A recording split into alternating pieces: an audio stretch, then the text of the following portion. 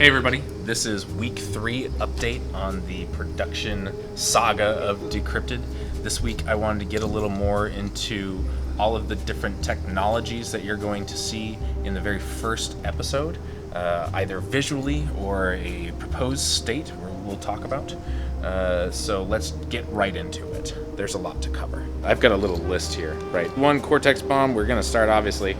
Cortex bomb is an implant that corporation would put into a asset that they could remotely trigger them. It's a very cyberpunk thing to do, be able to just kind of remote blow them up. That's a main part of Bakir and what we see him trying to fight for in the first episode. DNA storage is another major crux of the show. At current, DNA storage is some of the most efficient storage possible. And actually, a couple of years ago, Massive Attack had their album Mezzanine encoded onto DNA and put into flat black spray paint cans. So there's, it's a technology that already exists. One of the other things we wanted to talk about and feature heavily in the show is methods of avoiding facial recognition that is currently in use. We talk about CV Dazzle, which is an open source anti-facial recognition detection toolkit that uses a combination of makeup, confusing shapes to cameras and algorithms, as well as hairstyles.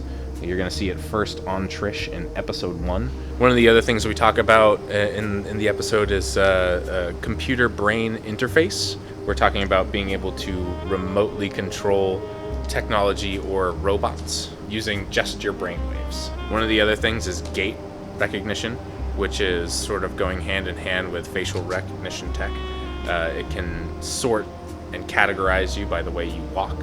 We talk about that in the show and how to fool it. We also talk about holographic tech, and in the world of Decrypted, every personal device actually has a rudimentary holographic tech element to it, where if you answer a phone call from somebody, there will be a 3D holographic readout of them, crude but sort of more telepresence based. How we're actually going to take 3D scans of our actors and then overlay footage that we shoot, as well as digitally and analogically distort that image to reproduce some of the artifacting that you would see in digital distortion. Another feature of the show is RFID credentials. There are signet rings that we use, 3D printed signet rings that we use that can be programmed for things like authorization and biometrics and access to secure terminals, which is part of our reward. We're programming these things and we're going to send them out to you so you can access exclusive content about Decrypted using your RFID chip encoded ring. So that's really cool. Something that you'll see in the show and also be able to have as a supporter of the show. We also talk about drones being able to fly over cell networks and 5G when it comes out and the limitations of it. We talk about digital prisons and the ability to dilate time for somebody to institutionalize them, as well as neural nets and how to build AIs or the most realistic AIs out there.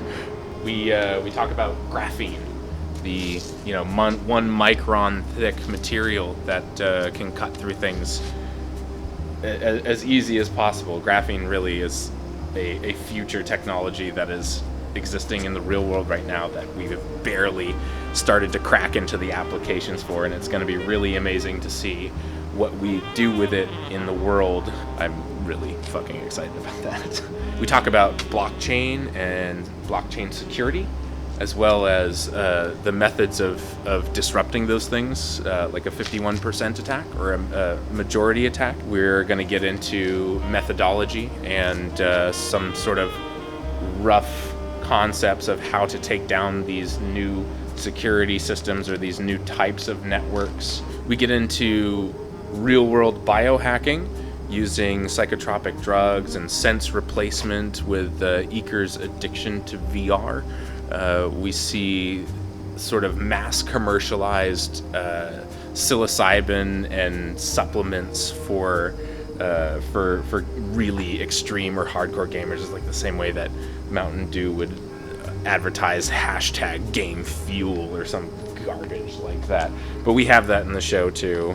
We talk about 3D printed guns, mag rail pistols, magnetic ballistic technology.